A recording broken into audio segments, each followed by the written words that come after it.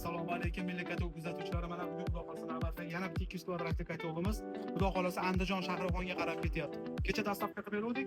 Qo'shnisi chiqib, qo'shnisi ham xuddi mana shu talablarga binoan Xudo xolasa 2 soatga yetkazadi. Bitta zapravkasi 20-25 kilo ketadi. 12-15 soat yetadi Xudo xolasa. Milliy katolik uchun maxsus.